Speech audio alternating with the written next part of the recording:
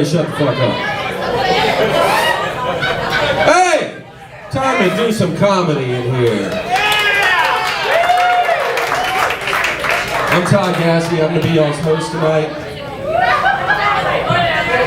First, I'm going to go over a few rules.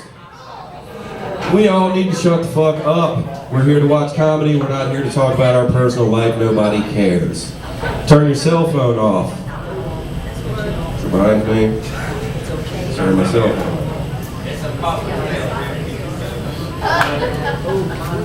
Please do not heckle. If you do decide to heckle, these comedians are better than you. They will make you look like a fool. We should have a great show tonight. We have a plethora of hilarious comedians who are here to entertain you. I don't want to waste any of your time, so I'm going to bring up the first right now. His name is Mr. Joshua King.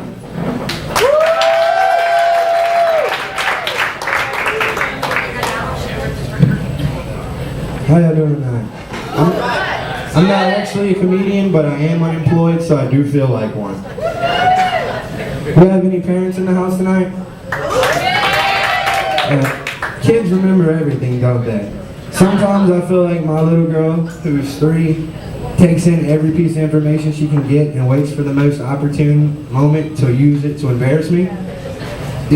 I guess 3 weeks ago, I was in the bathroom pissing, and my little girl busts in, and before I even know it, she's pointing at me and she hollers out, "Daddy, you have a tail on the front." Now,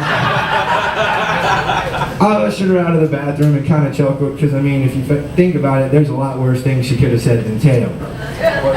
I completely forget about this, and about 3 weeks go by, and we are in Walmart grocery shopping, and there's some lady sitting there on the cereal aisle, and my little girl looks at her and goes, "Hey, I got cereal, do you?"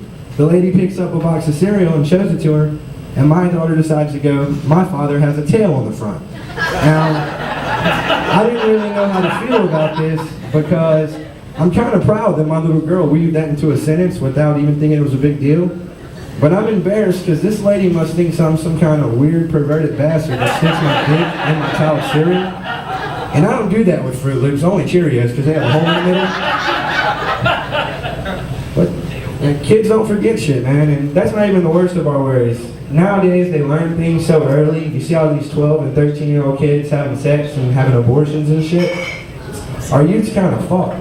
But I hope that my kids do the same fucked up shit in school that I did. Some days I just sit around and think of the conversations I'm gonna have with their teachers and principals. I know one day I'm gonna get a phone call, "Mr. King, we have a problem with Jalen to discuss with you." What the fuck did she do now?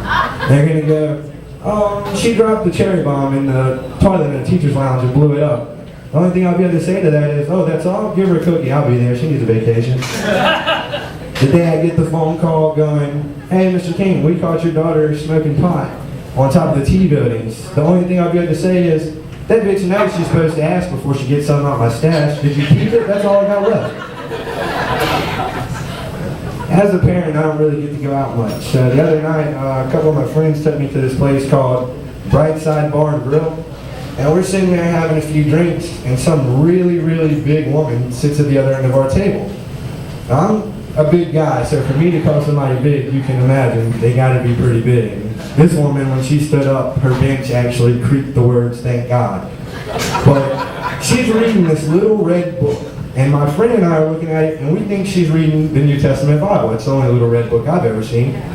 And I started to feel bad for a minute, like, God, I'm such a sinner. I'm in here getting drunk, thinking about which girl I'm gonna try to nail. This chick's sitting over there drinking water and reading a Bible.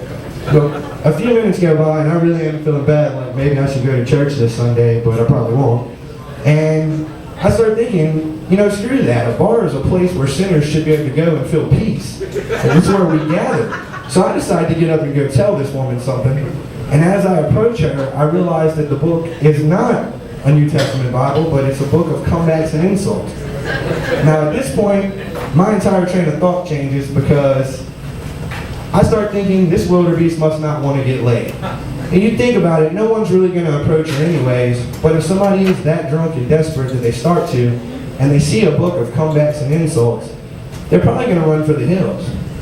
She reads this book for about 5-10 minutes, and then she puts it up and she pulls out another book, and it's a book of pickup lines. At that moment, I understood what she was doing. She wasn't preparing with comebacks and insults to be rude. She was reading that so that she would know what guys would say to her if she used those pickup lines on them. And I would say some things about it, but I really can't judge. I mean, after all, I have a tail on the front. Thank you guys. That's what I have.